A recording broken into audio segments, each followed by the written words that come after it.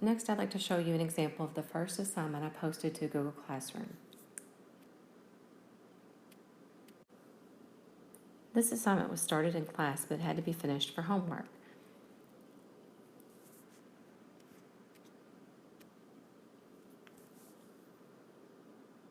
What you'll notice on the screen is that one student who finished her assignment posted a question, "Does anyone need help?" And then I want you to also notice that there were 38 comments to this. Students asking for answers and help and asking each other, "Did I get this right? What did you get for number 9? Just a conversation that happened outside the classroom as if it was like a study group.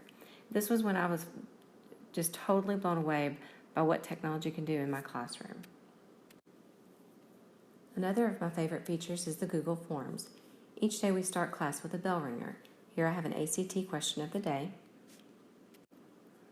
I can monitor when students are finished so that I know when to go over it.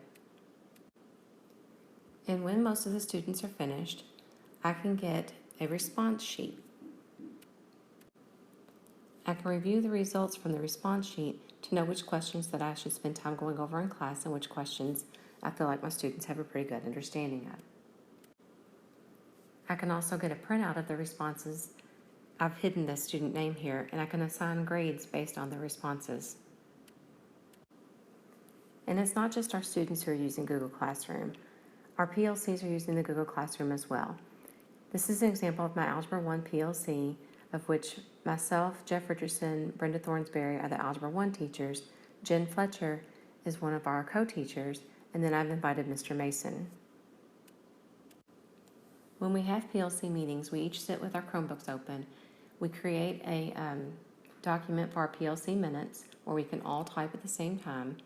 We can also put our test results on here, and you'll see this in just a few minutes. And we can also put our test on here so we can share our tests.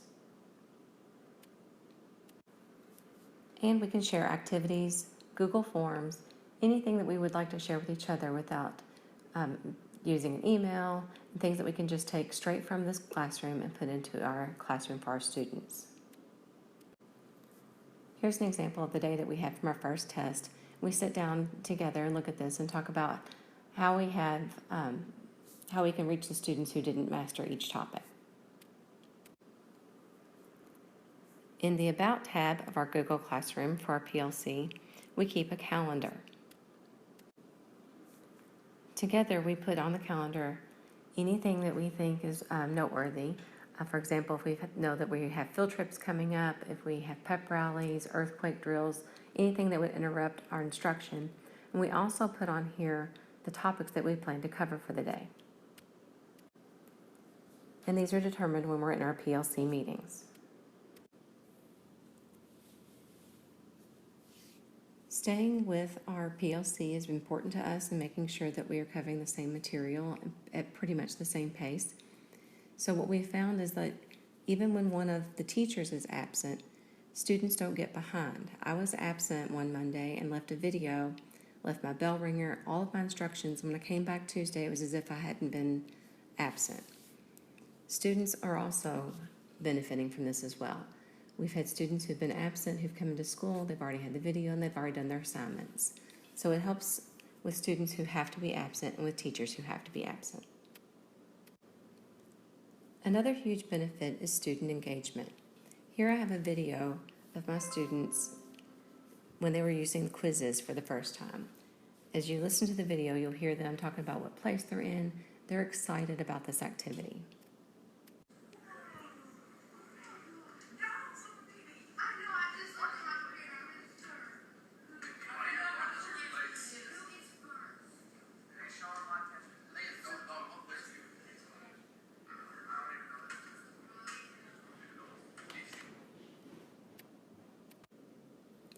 Because of the Chromebooks and Google Classroom, this 26-year veteran teacher is excited about teaching, and my students are excited about learning. So thank you very much.